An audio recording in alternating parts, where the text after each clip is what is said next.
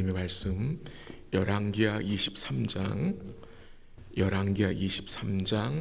10절에서 20절까지 열왕기하 23장 10절에서 20절까지 한 절씩 교독하기로 하겠습니다. 10절 하나님 말씀입니다. 왕이 또 흰놈의 아들 골짜기에 도벳을 더럽게 하여 어떤 사람도 몰록에게 드리기 위하여 자기의 자녀를 불로 지나가지 못하게 하고, 또 유다 여러 왕이 태양을 위하여 드린 말들을 제하여 버렸으니 이 말들은 여호와의 성전으로 들어가는 곳의 근처 넷이 나단멜렉 집 곁에 있던 것이며, 또 태양 수레를 불사르고 유다 여러 왕이 아하스의 다락 지붕에 세운 제단들과 므낫세가 여호와의 성전 두 마당에 세운 제단들을 왕이 다 헐고 거기서 빻아내려서 그것들의 가루를 기드론 시내에 쏟아버리고, 또 예루살렘 망의 산 오른쪽에 세운 산당들을 왕이 더럽게 하였으니, 이는 옛적에 이스라엘 왕 솔로몬이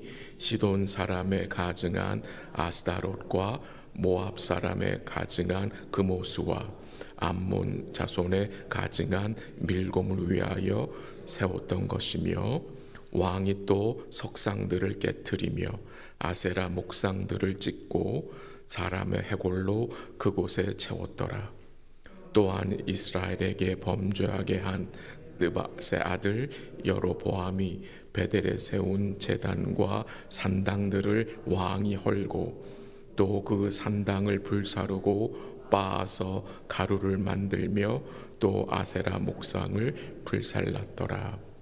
요시야가 몸을 돌이켜 산에 있는 무덤들을 보고 보내어 그 무덤에서 해골을 가져다가 제단 위에서 불살라 그 제단을 더럽게 하니라. 이 일을 하나님의 사람이 전하였더니 그 전한 여호와의 말씀대로 되었더라. 요시야가 이르되 내게 보이는 저것은 무슨 비석이냐 하니, 성읍 사람들이 그에게 말하되 왕께서 베델의 제단에 대하여 행하신 이 일을 전하러 유다에서 왔던 하나님의 사람의 묘실이니이다 하니라. 이르되 그대로 두고 그의 뼈를 옮기지 말라 하매, 무리가 그의 뼈와 사마리아에서 온 선지자의 뼈는 그대로 두었더라. 전에 이스라엘 여러 왕이 사마리아 각 성읍에 지어서 여호와를 경노하게 한 산당을 요시야가 다 제거하되 베델에서 행한 모든 일대로 행하고, 20절 같이 합니다. 또 거기 있는 산당의 제사장들을 다 제단 위에서 죽이고 사람의 해골을 제단 위에서 불사르고 예루살렘으로 돌아왔더라. 아멘. 그 열왕기하 23장에는 요시야 왕이 이 개혁한 내용들이 아주 자세하게 나옵니다. 요시야 왕의 개혁의 핵심은 언약을 갱신하는 일이었습니다. 근데 이 언약을 갱신하는 것에는 어제 말씀드렸듯이 두 가지 요소가 포함되는데, 첫 번째는 여호와의 성전과 남유다와 북이스라엘 지역의 우상들을 부수어 제거하는 것이었고, 두 번째는 이제 내일 볼 내용인데, 유월절을 지킴으로 이 백성들이 하나님의 어린 양 피 아래 거하게 하는 것입니다. 이 요시야 왕의 개혁의 기준과 중심은 오직 여호와의 말씀이었습니다. 오늘 본문에서도 요시야 왕이 행한 일들이 구체적으로 증거됩니다. 몇 가지 예를 들어 보면은요, 10절에 보면 흰놈의 아들 골짜기의 도벳을 더럽게 하여 자녀들을 몰록 우상에 드리는 것을 하지 못하게 했다고 했습니다. 11절에 보면은 여러 왕이 태양을 위해 드린 말들을 제하여 버렸고 태양 수레를 불살랐다고 했습니다. 12절에 보면은 여러 왕이 아하스의 다락 지붕에 세운 제단들과 므낫세가 여호와의 성전 마당에 세운 제단들을 요시아가 어떻게 해요? 다 헐었다고 했습니다. 13절에서는 솔로몬 왕이 이방 여인들을 위해 세운 이방 산당들, 곧 아스다롯과 그모스와 밀곰을 섬기기 위하여 세운 산당들을 요시아가 어떻게 해요? 더럽게 했다고 했습니다. 이 열왕기하 23장 앞부분부터 반복적으로 언급되는 동사들이 있는데 그것은 불사르다, 헐다, 패하다, 우상의 제단을 더럽게 하다, 깨트리다, 찍다입니다. 여러 가지 동사들이 언급이 되고 반복이 됩니다. 여러 왕들이 우상을 만들어 성전에 세웠습니다. 왜 왕들이 이 우상들과 산당들을 세운 것입니까? 첫 번째 이유는 여러 남유다의 왕들은 여호와 하나님의 도우심보다 이방의 강대한 나라들이 섬기는 신들이 훨씬 능력이 있다고 생각했기 때문에 그 이방의 신들을 수입하여 자기들의 하나님으로 섬긴 것입니다. 두 번째, 왕들이 우상을 섬기고 우상들을 세운 이유는 백성들의 마음을 얻기 위함입니다. 이 이방신을 섬기는 것을 좋아하는 이 백성들의 마음을 얻기 위하여서 왕들이 적극적으로 우상을 섬긴 것입니다. 근데 하나님이 요시야를 세우셔서 그 우상들을 어떻게 합니까? 다 제거하게 합니다. 헐게 합니다. 한번 15절 같이 읽어볼까요? 이번에는 15절 다 같이 시작. 또한 이스라엘에게 범죄하게 한 느밧의 아들 여로보암이 베델에 세운 제단과 산당들을 왕이 헐고 또 그 산당을 불사르고 빻아서 가루를 만들며 또 아세라 목상을 불살랐더라. 여기서 우리가 뭘 깨닫게 됩니까? 이 남유다 왕 요시아의 개혁은 그 예루살렘 남유다 주의만이 아니라 그가 어디까지 갔습니까? 북이스라엘 베델까지 갔음을 증거합니다. 그의 개혁이 북이스라엘까지 그 베델까지 펼쳐 나갔음을 보게 됩니다. 요아스 왕이 이렇게 개혁할 수 있었던 이유가 있는데요. 그것이 16절에 나오는데요. 한번 16절 읽어볼게요. 다 같이 시작. 요시아가 몸을 돌이켜 산에 있는 무덤들을 보고 보내어 그 무덤에서 해골을 가져다가 제단 위에서 불살라 그 제단을 더럽게 하니라. 이 일을 하나님의 사람이 전하였더니 그 전한 여호와의 말씀대로 되었더라.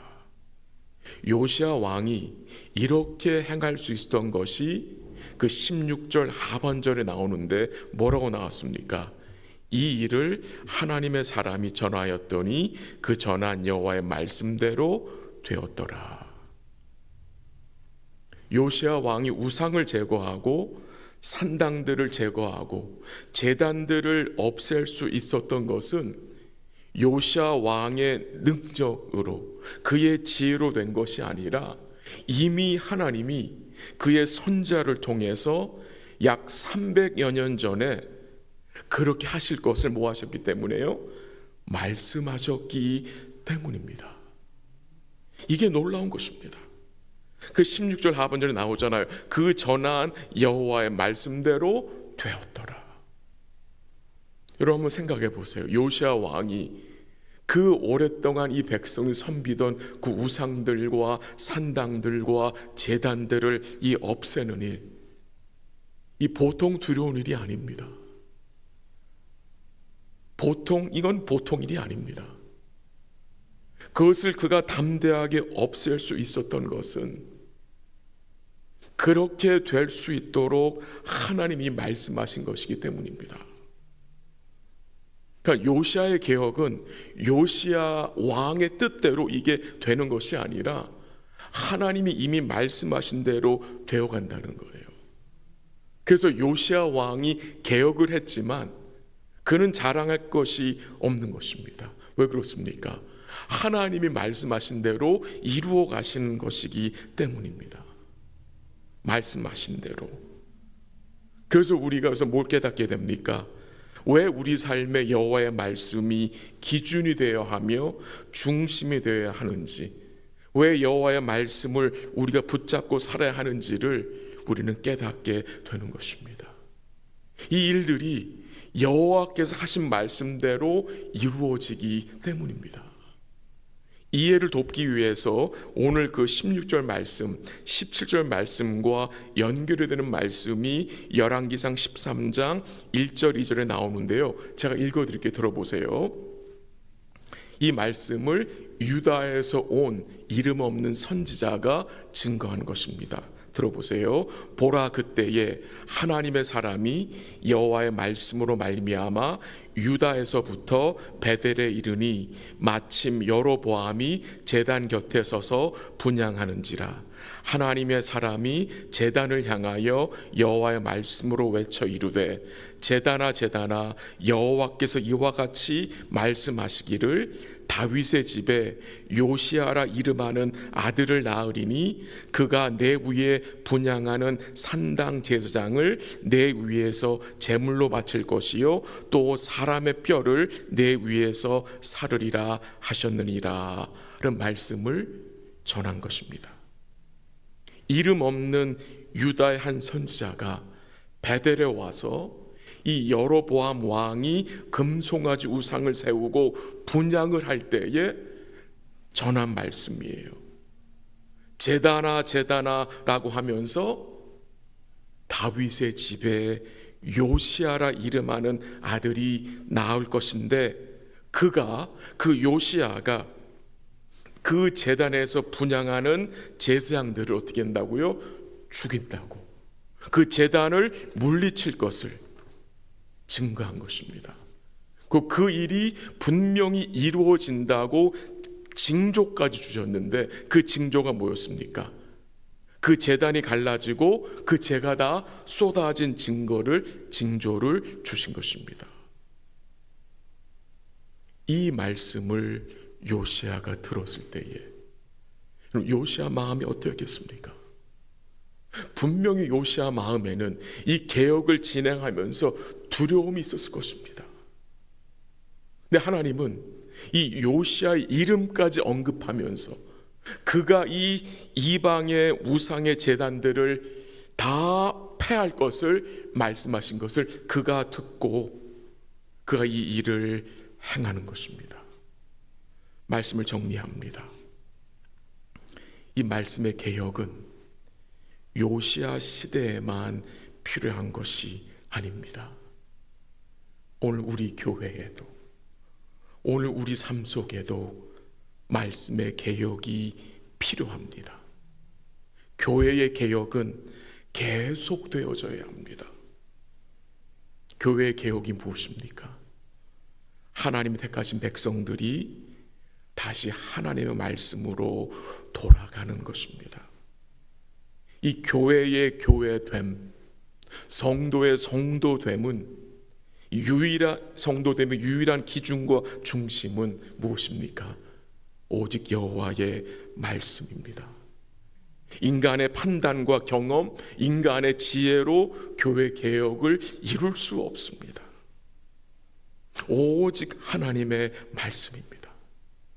오직 하나님의 말씀을 통해서만 교회가 교회다운지 그렇지 않은지를 분별할 수 있고 그 말씀을 기준으로 해서 여러분과 저의 삶에 이 개혁의 삶이 성령의 역사를 통해서 일어나는 것입니다. 이런 삶이 이런 은혜가 우리 교회에, 우리 성도들 삶 속에, 저의 삶 속에 충만할 수 있기를 기도하시기 바랍니다.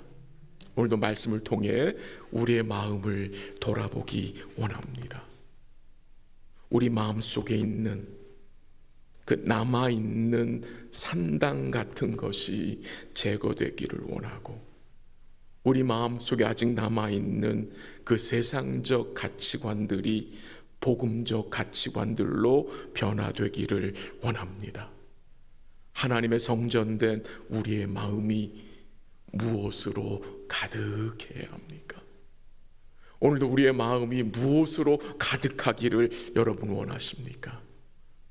우리 주님으로, 주의 말씀으로 우리의 마음이 충만할 수 있기를 기도하고, 그래야 제거해야 할 것을 분별할 수 있고 우리의 마음을 다른 것에 빼앗기지 않을 수 있는 것입니다. 오늘도 우리 사랑하는 성도님들의 마음이 우리 주님으로 충만하시기를 기도하고, 우리 삶 속에서도 이 언약을 갱신하는 참 예배자의 삶과 믿음의 순종이 드러날 수 있기를 주의 이름으로 간절히 기도합니다. 한번 기도하겠습니다. 하나님 아버지, 감사합니다. 우리 교회에도, 우리 삶 속에도 개혁되어야 할 부분들이 있습니다. 제거해야 할 것들이, 변해야 할 것들이 우리 삶 속에 있음을 고백합니다. 우리 삶의 기준과 중심이 주의 말씀이 될 수 있기를 원합니다.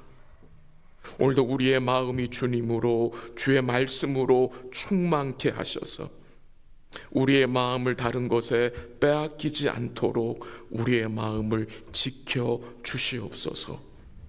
우리의 삶이 하나님 앞에서 언약을 갱신하는 참 예배자의 삶이 되게 하옵시고, 오늘도 믿음으로 간구하는 주의 백성들에게 긍휼을 베풀어 주시고 응답하여 주시고 회복의 은총으로 함께하여 주시옵소서. 모든 것 주께 감사드리며 예수님의 이름으로 기도합니다. 아멘. 기도하시다가 돌아가시기 바랍니다.